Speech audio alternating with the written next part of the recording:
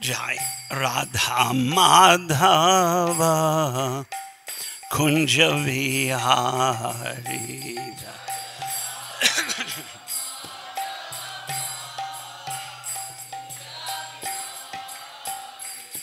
Jai Radha Madhava Kunja Vihari.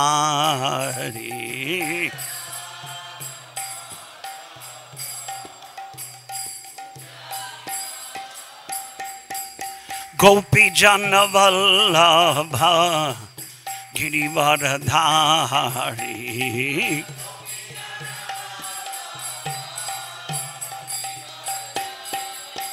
Jai Gopi Jana Vallabha Girivaradhari. Gopi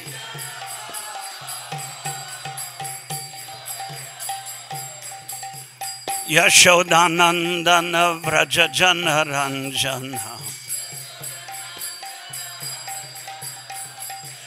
Yashodanandana Vraja Jana Ranjana. Yamuna Tira Vanachar. Yamuna Tira Vanacharyam.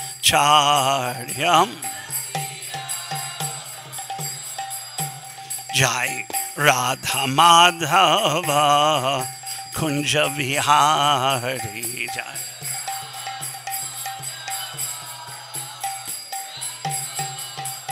Jai Radha Madhava Kunja Vihari.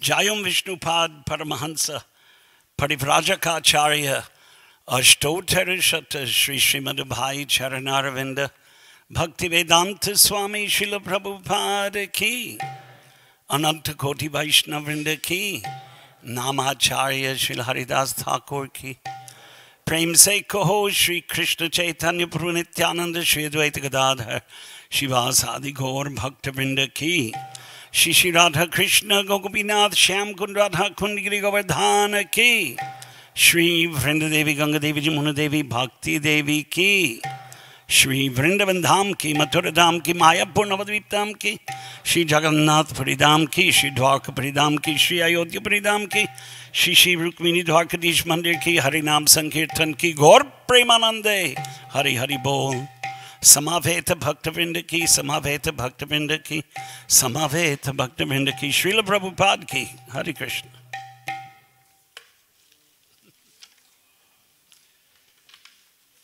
My voice didn't cooperate today. Not in a good shape.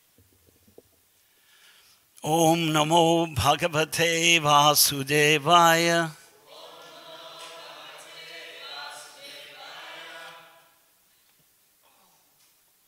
Om Namo Bhagavate Vasudevaya. Om Namo Bhagavate Vasudevaya.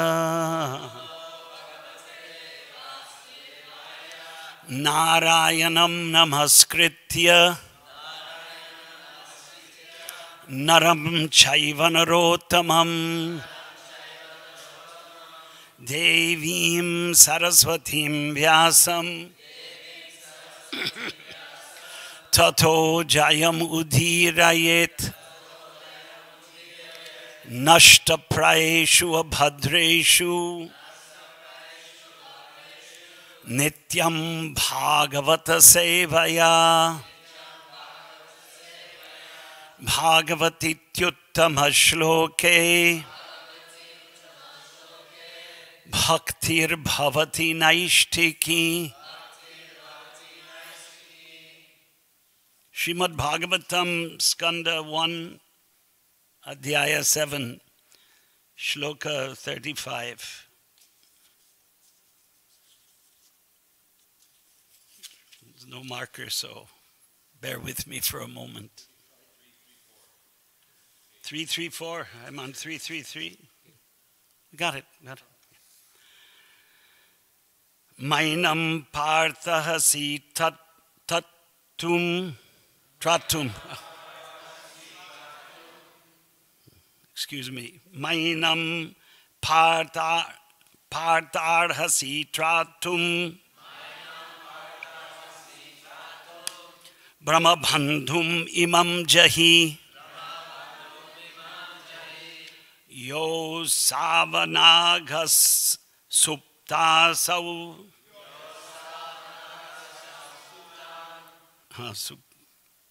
Yo savanagaptasutan. Avidhin nishibalakan. Mainam Partharhasi Tratum.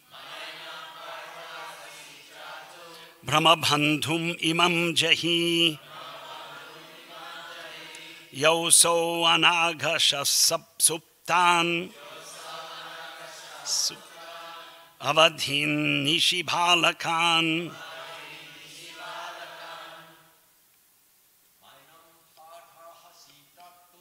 Mainam Partharhasi Tratum.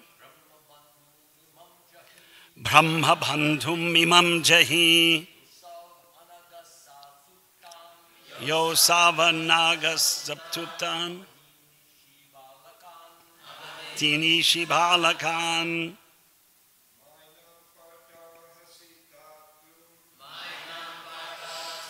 Tratum. Brahmabandhum imam jahi. Yo savanaga sapsuptan.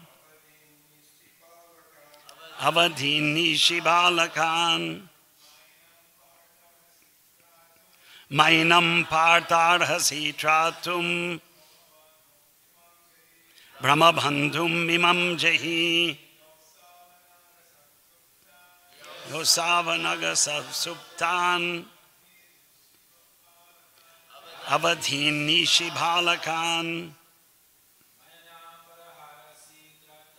Mainam Partharhasi Tratum. Brahmabandhum imam jahi. Yo savanaga sapsuptan. Avadhini shibalakan.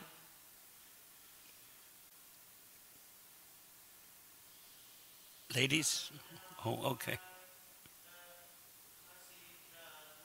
Mainam Partharhasi Tratum. Brahmabandhum imam jahi. Yo savanaga sapsuptan. Avadhini shibalakan. Ladies? Mainam Partharhasi Tratum. Brahmabandhum imam jahi.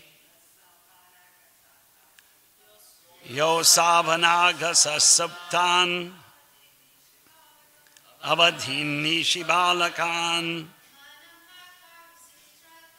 Mainam Partharhasi Tratum. Brahmabandhum imam jahi. Yo savanagasa suptan. Avadhini shibalakan. Mainam Partharhasi Tratum. Brahmabandhum imam jahi. Yo savanagasa suptan. Avadhini shibalakan. Mainam Partharhasi Tratum. Brahmabandhum imam jahi. Yo savanagasa suptan. Avadhini shibalakan. Padapataha. Oh, you never heard that before? Padapataha. reading the words. Reading pada, word, pataha, reading. Mamenam, never unto him. Partha, O Arjuna, arhasi, ought to, tratum, give release, brahmabandhum, a relative of a brahmana, imam, him, jahi, kill, yaha, he who has, asau, those, anagasaha, faultless, suptan, while sleeping, avadhit, killed, nishi, at night, balakan, the boys. Translation and purport by Srila Prabhupada. Lord Sri Krishna said, O Arjuna, you should not show mercy by releasing this relative of a brahmana, Brahmabandhu, for he has killed innocent boys in their sleep. Purport. The word Brahmabandhu is significant. A person who happens to take birth in the family of a brahmana but is not qualified to be called a brahmana is addressed as the relative of a brahmana and not as a brahmana. The son of a high court judge is not virtually a high court judge, but there is no harm in addressing a high court judge's son as the relative of the honorable justice. Therefore, as by birth, only one does not become a high court judge, so also one does not become a brahmana simply by birthright, but by acquiring the necessary qualifications of a brahmana. As the high court judgeship is a post for the qualified man, so also the post of a brahmana is attainable by qualification only. The Shastra enjoins that if good qualifications are seen in a person born in a family other than that of a brahmana, the qualified man has to be accepted as a brahmana. And similarly, if a person born in the family of a brahmana is void of brahminical qualification, then he must be treated as a non-brahmana, or in better terms, the relative of a brahmana. Lord Sri Krishna, the supreme authority of all religious principles, the Vedas, has personally pointed out these differences, and he is about to explain the reason for this in the following shlokas.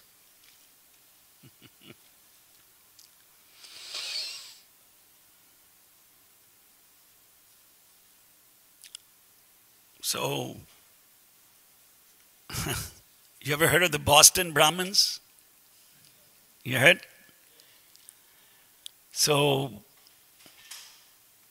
in the world of the Westerners, in the world of the Malechas and Yavanas, there's a caste system in India. And in that concept, and that's also very common in India, that you are born a Brahmin. If you're born in a Brahmin family, you're a Brahmin. Prabhupada didn't accept that. Bhakti Siddhanta Saraswati Thakur didn't accept that. There are others in India who don't accept that. You know who they are? Is it okay, interactive? You don't mind? Does anyone know who else in India doesn't accept, as far as institutional level, not individual level? Very famous, two other groups. Can anybody say? But you're not from India, so I'll give you the benefit of the doubt. The Rashtriya Swayamsevak Sangh, you've heard of them? They're ruling India in the form of the BJP. Rashtriya Swayamsevak Sangh, here it's called the Hindu Swayamsevak Sangh. The Hindu nationalists, right? That's what they're known as. So they don't believe it's Brahmin by birth. And the Arya Samaj, you've heard of the Arya Samaj? They don't believe it's Brahmin by birth.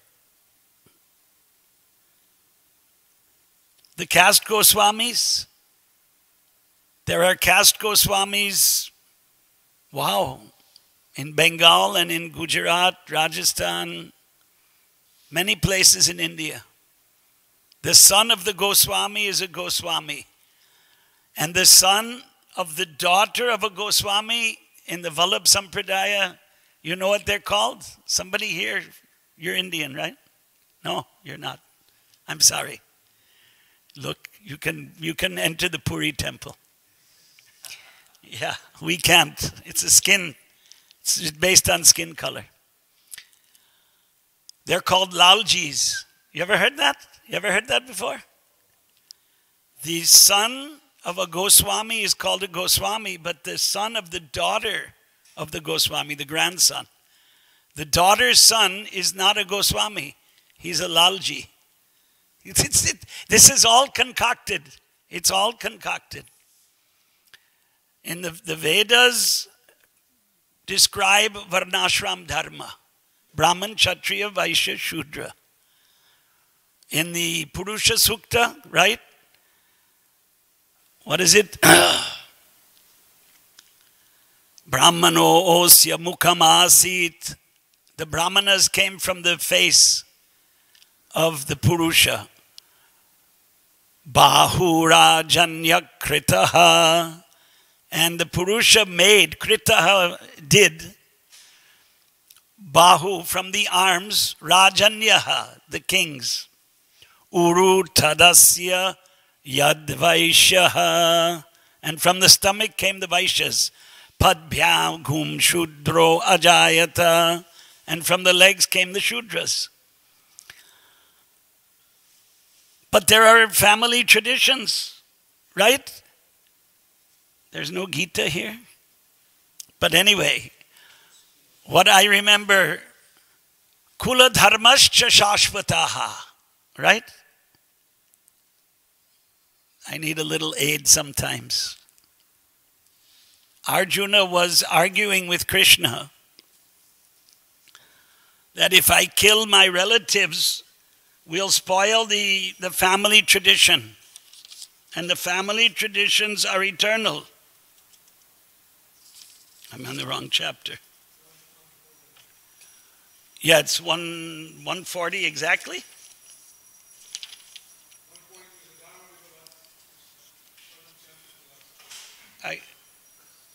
41 is Sankaro Narakayeva Kulagnanam Kulasyacha Patanti Pitaro Hesham Luptapindo Dakakriyaha. The next one. Doshayar etaich kulagnanam varna sankara karakaihi utsadhyante jati dharma kula dharmascha shashvataha. Shashvata, here it's translated eternal. Shashvata, ashashvata. Kula dharma, kula, guru kula, right? Kula guru, have you heard Kula guru? The family guru. Who is the guru of Vasudeva and Devaki? Gargamuni. Kula guru. Every family has a guru. And the family, Kula dharma, the dharma of the family. So the different Kshatriyas, but the Pancha Lakshanas and the Dasha Lakshanas of the Puranas is, what is that? Vangshanucharita. Description of the lineages of kings. And the kings had, Yudhishthir had a Kula guru, right? Daumya. So like that, there are two arguments here. There are two arguments. One is the tradition. Arjuna is arguing with Krishna in the first chapter that the Kula dharma, our dharma of our family, is eternal. So if someone is from a Brahmana family, it may be argued that that is the dharma of the family. Right? And if we, because the standard, what is a Brahmana? That is the first question. What is a Brahmana? We got the Yagnopavit. So we respect those who have the Yagnopavit as a Brahmana.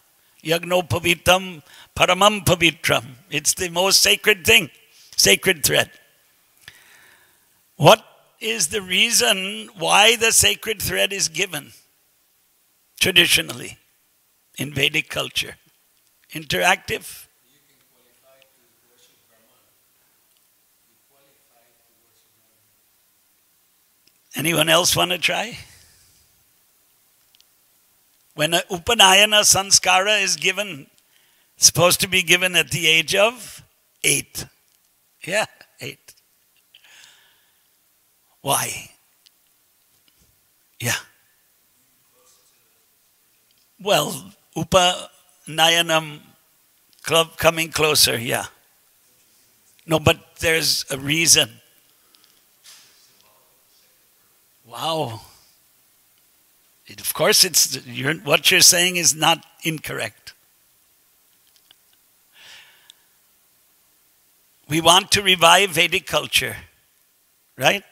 We have the dress, we have the tilak, we have the names, but there's something else, Vedic education.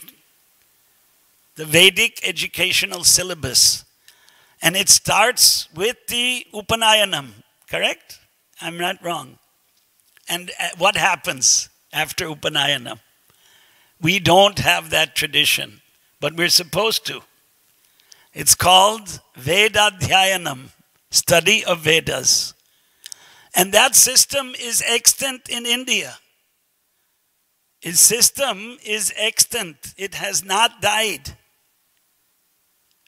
And it's followed by some Brahmanas. Actually, the system was Brahmanas, Kshatriyas, and Vaishyas. All of them had to study Vedas. And what this is described when Krishna and Balaram went to Sandipani. What did they study? Not only the 64 arts are there, but they heard the Veda mantras from Sandipani. And what was the interesting thing? They heard the mantras only once and memorized them. That's not what an ordinary boy who goes to a Gurukul can do. Because they were avatars. They're Vishnu. But for an ordinary jiva who took a birth in a Brahmana, Kshatriya or Vaishya family, they're supposed to study Vedas. Memorize one Veda. And in India, you have these names, right? Dvivedi, Trivedi, Chaturvedi. You've heard this. Every Brahmana is not Dvivedi. There are different names for Brahmanas. Joshi, Bhatt, Bhattacharya. Mukherjee is Mukhya Upadhyay. Banerjee, Vandya Upadhyay. Upadhyay is a Brahmana. Vandya is one who is respected. So, Brahmana was somebody who studied Vedas in the childhood. And later on, they used those mantras to perform sacrifices or Vedic rituals, right? Here's a board right here. We do all of the rituals. In those rituals, you have to have Veda mantras. And those Veda mantras, it's like data entry. You should memorize them. And they're doing it. I have seen thousands, not 2, 3, 4. Thousands of Brahmanas are there. Now, Prabhupada criticized parrot-like recitation, right? That's the criticism. They're only reciting like parrots. Hey, guess what? Some people do know the language. Some people do know. They should know. It's a lacuna that they don't know. It's a lacuna.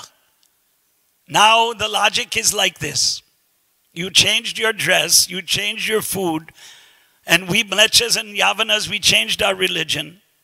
And some of us changed our place of residence. Well, even Swabhas and I are from the same place. But we changed our residence. Excuse me for using your name, Prabhu. But it's true. Why can't you change your language? It's possible. And if you don't want parrot-like recitation, you have to learn the language. The language of the Vedas. Krishna spoke the Gita in what language? Think about it. Kadachit bhavishya kale asya pravachanam samskrita bhashayam bhavishyati. Sometime in the future, this lecture will be in Sanskrit. That's what I said. So, Brahmabandhu. Yeah, Ashwatthama is called a Brahmabandhu because he killed these boys in the sleep. This is Lord Krishna's own words, according to Vyasadeva. Right? It's like the Gita is from Vyasadeva, the Bhagavad is from Vyasadeva. And Krishna called Ashwatthama a Brahmabandhu. Not a real Brahmana. Even though we believe, you might have heard that there's a city next to Delhi, Gurgaon. And they changed the name now back to the original Gurugram. Why is it the village of the Guru? Because Dronacharya was living there and he taught the Pandavas and the Kauravas. And when we associate the name of Dronacharya, we think of a great warrior. But he was a Brahmin. He must have taught them the Vedas also, besides the Dhanurveda. Dhanuhu, bow. Dhanuhu, Dhanurveda, the science, military science. So all these sciences were there. So Brahmabandhu. So it's a dishonor to be called a Brahmabandhu. First you have to get to Brahmana. Boy, I lost the link. To be a Brahman, you would have had to study Vedas. And in Gita, it says like that in so many places, right? Swadhyaya bhyasanam chaiva. Boy, I'm forgetting the other ones. Om ityekaksharam brahma. There are many, because the whole Vedic culture, when we use the word Vedic culture, it rests on Vedas. And if you go into Vedas, Varnashram. So that whole system started right from the beginning of creation.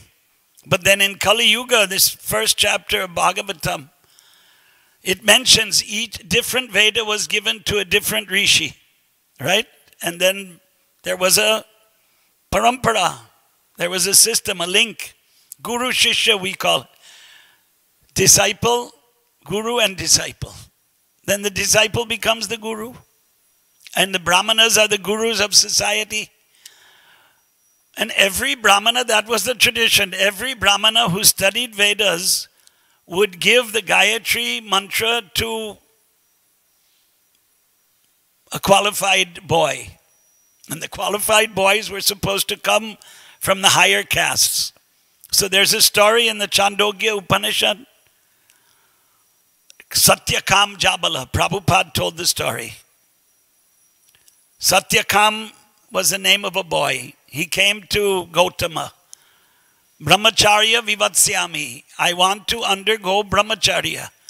But brahmacharya, undergoing brahmacharya means study of the Vedas. Memorization of Veda mantras. So then he said, what gotra do you belong to? What is your lineage?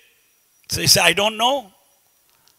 So go ask your father, what is your gotra?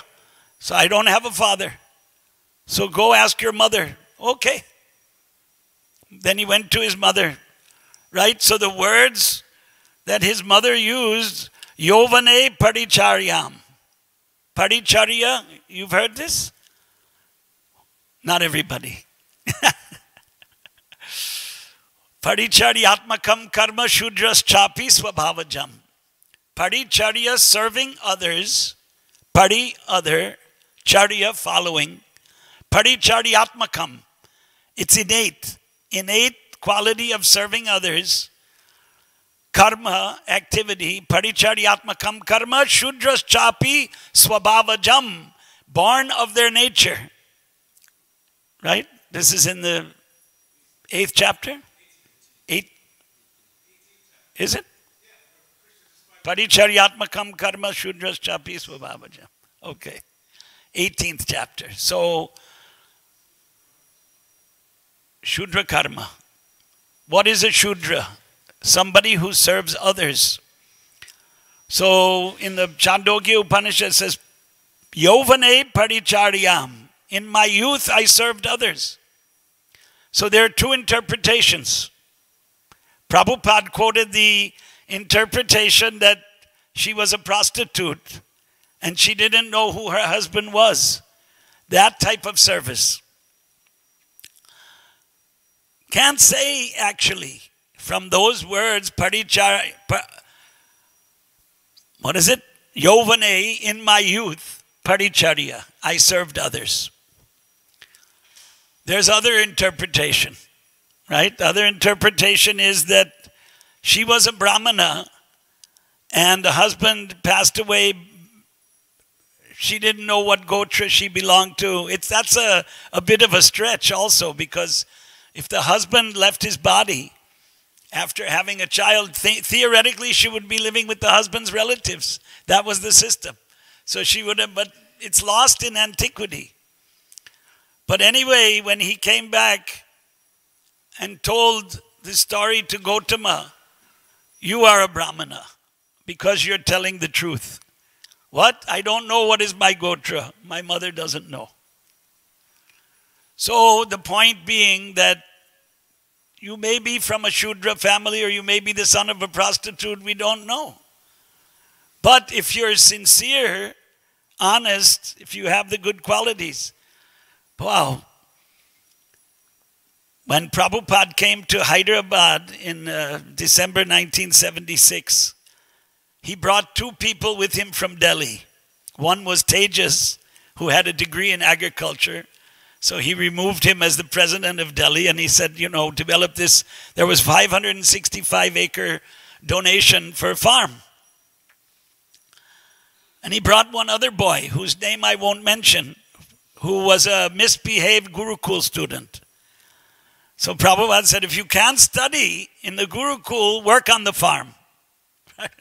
So he personally brought him. Of course, he didn't remain on the farm. That's another story. So we say, Gita says, guna karma vibhagashaha. The division is by gunas and karmas. Guna, what does it mean? Qualities. So the quality of a Brahman is also in Gita. Shama, Dhamma, Tapa, Socham, Shantir, Arjava, Mevacha. Shama, Dhamma, control of the mind and senses. What is it? A mental equilibrium. One who can control his mind. Tapaha, austerity. Socham, cleanliness. In this country, it's very common. People, lick their fingers. We have devotees, I know, I don't want to say in India, who chew their nails. Putting your hand in your mouth is contaminated, but who knows that here? In a public place, you put your hand, it's probably contaminated. Wow, after urinating, you have to wash your hand, your genital, and your feet. Who does that? Who does that? And that's why Brahmanas lived on the bank of rivers, like the Ganga, Yamuna, Narmada, Kaveri, Godavari, so that they could take a bath 2 or 3 times a day. It would be easy. So this type of socham. What is socham? My younger brother passed away last year. It wasn't a shock because he was a sick person. And his last rites were performed by, a priest from the religion we were born in. And that priest, I didn't attend those last rites, but later on the priest wanted to meet me. And so we had a discussion with that fellow. And I said, what do you do after defecation? Oh, I wash my hands. This is a priest, right? And I'm sure, so what is a Brahmana? Sama, Dhamma, Tapa, Socham, Shantir. Shanti is supposed to be peaceful. Arjavam, truthfulness. and other good qualities, evacha. Jnana vijnana. When you say jnana, what does it mean? Knowledge. What does knowledge mean? An old man with a long beard? That's one projection. Oh, he must be knowledgeable. No, that's not the standard of knowledge. Jnana means you studied the Vedic literature. Okay, you couldn't study Veda, Mahabharata, Ramayana, the Puranas. There are Brahmanas in India who memorized whole Bhagavatam, for instance, or whole Mahabharata also. Such learned people. So jnana vijnana, applying that knowledge in everyday life. Astikyam, religiosity, theism. Astika is a theist. Nastika, atheist. It's very simple. Asti is, nasti is not. Astikyam, Ishavasyam idam sarvam, everything is controlled by Ishvara. Nastika, no. Wow, this is a big subject. So Brahmana, Kshatriya, Vaishya, Shudra is Vedic culture. It's not a caste system in the sense that you are by birth committed to the particular guna, and it's actually, what is it? Varna. The Varna is not by janma, we say. And there's a lot of people who, learned scholars, who believe that. Same time, people think, common thinking in India, I'm from a Brahmin family, I'm a Brahmin. One Brahmin came to us in the old days, right? So I'm a Brahmin, started reciting Veda mantras. Then we said, well, what do you do? He said, I'm a mechanic in the jute mill. So, a Brahmana has certain principles, right? He won't take remuneration. A Brahmana, the moment you take a salary, you're serving someone else, paricharyatmakam karma. Like a businessman, he won't take a salary. The salary is meant for a servant, for a Shudra. Kshatriya also is independent. They're given wealth. That was the old system. Now, the old system has been abolished. Westernization? No, Mlecchaization is the real way to describe it. The old system. So the idea was to revive the old system. Prabhupada's idea. Make propaganda, distribute books. Distribute books to what? To revive that old system. To teach. That's the aim. It's a struggle that who can say whether it'll be won or not. It's not looking so, winnable at the moment. And that's because the world is overwhelmed with viparita vichara, the opposite view. Nastika view, the atheistic view. There is no Ishvara. So, swechachar, behave like you want. So that's the royal road to hell, Prabhupada said. Royal road to hell. If you follow the Vedic system, you get gradual elevation. If you follow the Vedic system. So in Vedic system, there's worship of devatas, demigods. Boy, Brahmanas perform different sacrifices to please these different devatas. Right? And in the Gita, it's also written. Yanti Deva Vrata Devan. Or Trayimam Somapav Puta Papa. But that's meant for elevation to Indra Swarga, to the planet of Indra.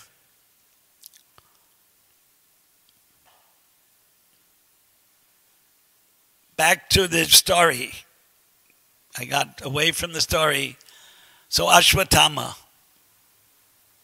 Here he killed in the night. Krishna condemned him. Mahabharata, it says that Lord Shiva entered his body. That's how he got the power to kill all the sleeping soldiers. He didn't just kill the 5 sons of Draupadi. Thousands he killed. That's Mahabharata. And Mahabharata is described after the war. The war was over. Duryodhana was dying.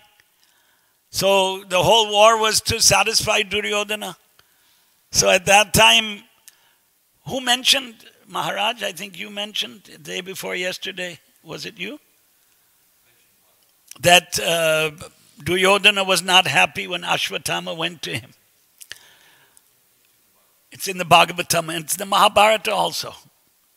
Ashwatthama went to Duryodhana. Duryodhana was lying with his limbs broken, dying. And Ashwatthama, I have killed so many of the Pandavas. And he was disgusted. Duryodhana was disgusted when he heard that. So Ashwatthama is still alive, we believe. He's one of the Chiranjeevis. He must have been reformed. Or he became a nimitta for destroying so many soldiers on the battlefield. Here he's condemned by Krishna, Brahmabandhu. He killed these sleeping boys. So Vedic system of fighting is also not observed today. Vedic system of fighting is face to face.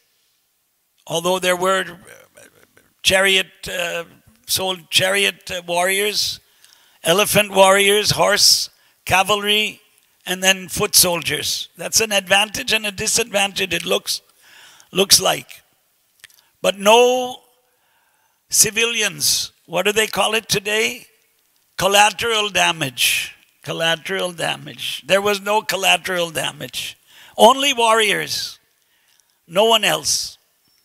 The old people, the women, the children, they were not involved in the fighting. The whole destruction of the kings, they blame it on Lord Krishna. It was his will. He desired, right? And that's in the Gita.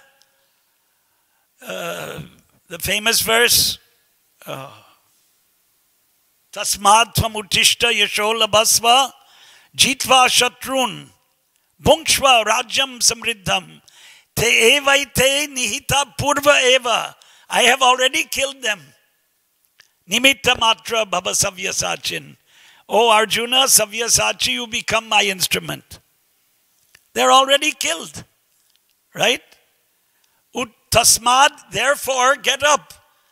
Why are you despondent? Tasmad tvam uttishta yasho labhasva. Yashaha, fame. Labhasva, you obtain fame. Tasmad tvam uttishta yasho labhasva jitva shatrum. Conquer your enemies. Bhungshva, enjoy. Rajam samriddham. The kingdom that is full of opulences. Te evaite nihita purvameva. I already killed them. And how many he killed?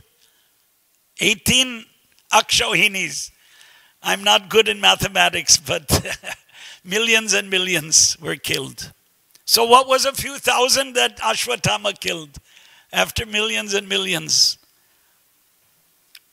There was the will of the Lord, and yet he condemned him.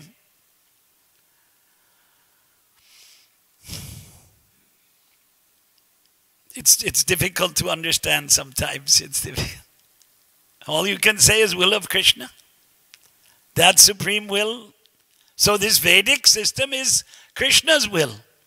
Varnashram is Krishna's will.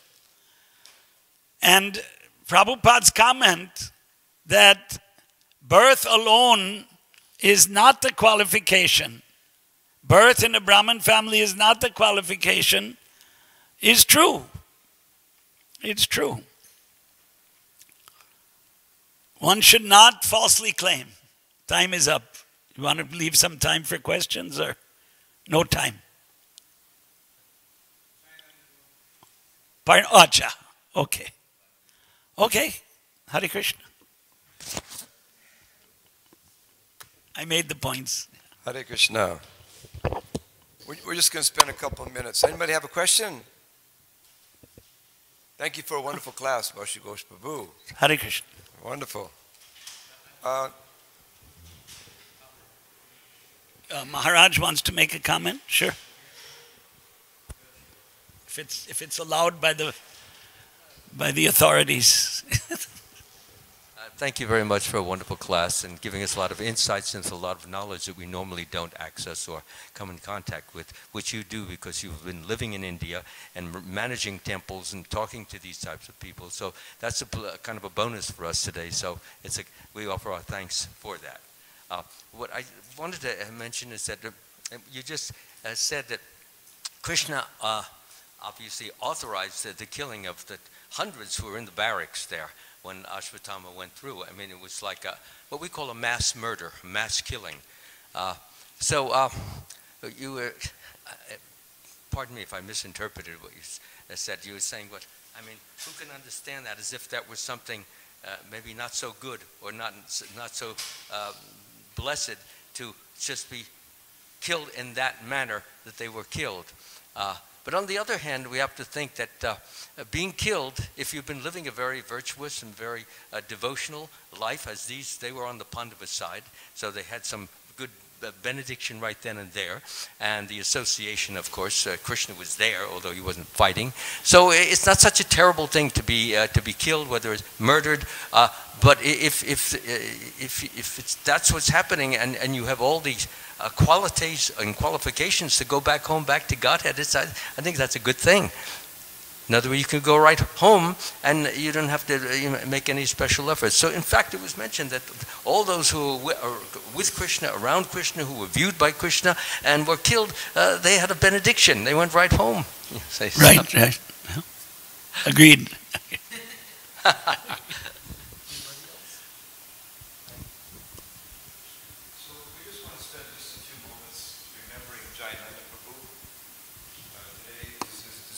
Day. So we have some things that I can read to remember Jayananda Prabhu, and I'll just get into it. So I'm just going to give a brief history of Jayananda, then I want to just kind of highlight different things of his nature, his service attitude, his relationship with Srila Prabhupada, things of that nature, just maybe 10 minutes or so. All right. Jayananda's beginning in Krishna consciousness. Jayananda was an all-American boy, handsome, strong, intelligent, born in a more than middle-class family. Jayananda took a degree in mechanical engineering from Ohio State University. With a background like that, it is surprising that Jayananda ended up as a cab driver in San Francisco. Karandar once asked him why he didn't get a better paying job. His answer was, "I didn't fit in with the upper-class crowd," he said. Always introspective in nature, Jayananda felt empty and unsatisfied within himself during his college years. He would often say that he was never happy before joining Krishna consciousness. His depression was almost suicidal when in 1967 he read a small article in a San Francisco paper about an Indian Swami who had come to the Bay Area to propagate the chanting of the names of God. Jayananda recalled feeling a ray of hope when he read that article. Thinking the Swami may have something to offer, Jayananda made up his mind to attend the Swami's lectures. Srila Prabhupada's early lectures in the Bay Area were mostly attended by hippies, and Jayananda was one of the only straight people there. Jayananda later recalled that I wasn't much of a religionist, but I was attracted to Srila Prabhupada. He was especially fond of attending the early morning lectures because at that hour, most of the hippies would be in bed. On some occasions, Jayananda would be the only guest listening to Srila Prabhupada speak from the Bhagavatam. Srila Prabhupada was always fond of Jayananda, and sometimes he would invite the budding disciple to take prasad with him in his room. Srila Prabhupada would cook prasad and serve me, Jayananda recalled. He didn't say anything, he just kept feeding me, and I kept eating. Jayananda soon donated his life savings of $5,000 to Srila Prabhupada to help His Divine Grace print the Bhagavad Gita as it is. As more and more devotees joined ISKCON in the Bay Area, Jayananda continued to work as a cab driver and supported the temple by contributing all of his earnings. So we'll go to another section.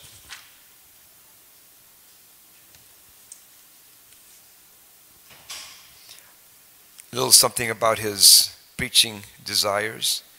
Of all the processes of Krishna consciousness, Jayananda was most attached to preaching, whether it was during the Sunday feast, while making incense runs, or while building Rath Yatra carts.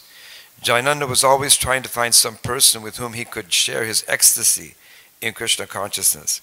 His preaching was very simple and easy to listen to. We just have to keep chanting and have faith in the name, Jayananda said.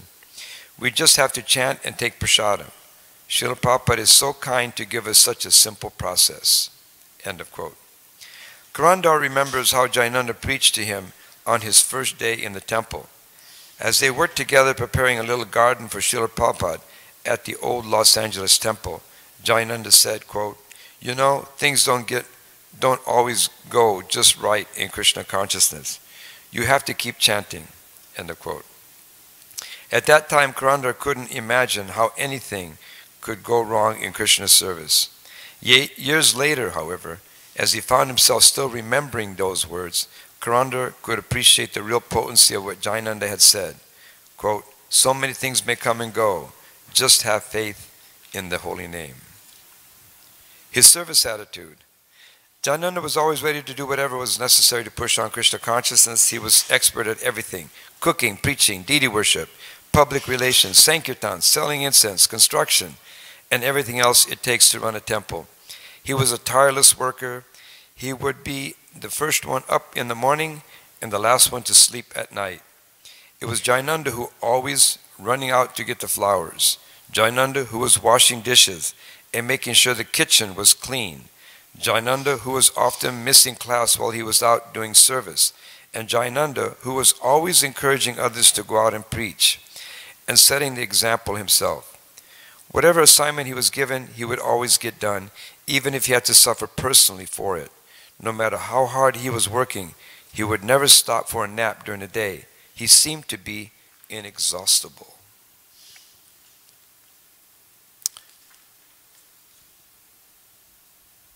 Dear to everyone, many devotees, including Danavir and Chandanacharya, had the experience of taking over Jayananda's old territory on incense selling runs or boga runs. They would meet people who said such things as, quote, "Where's Johnny Ananda?" Or, quote, "That man, he's the nicest and most pure man I've ever met," end of quote. One man told Chandanacharya, "Well, I don't know much about your philosophy, but if that Jayananda is into it, it must be all right." Once near the Rath Yatra cart site, Jayananda invited Keshava to step inside a bar and meet some friends of his. They walked inside and immediately some 25 faces looked up and smiled brightly. Someone said, quote, "Oh, this must be your friend you were telling us about, the temple president," end of quote. They presented the two devotees with a sack of full vegetarian groceries which they had chipped in together to buy. This was in a bar. Among the devotees, Jayananda was like a big brother, always compassionate, willing to listen to them. But devotees rarely burdened him with their problems. When you were around Jayananda, said Karandar, you had no problems.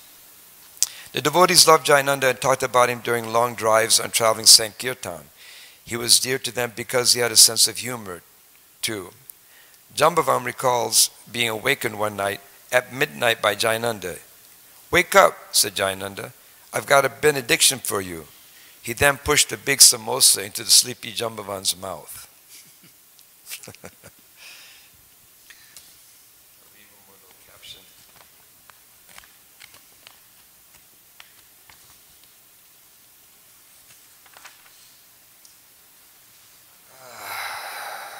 So Jayananda, the king of Rath Yatra.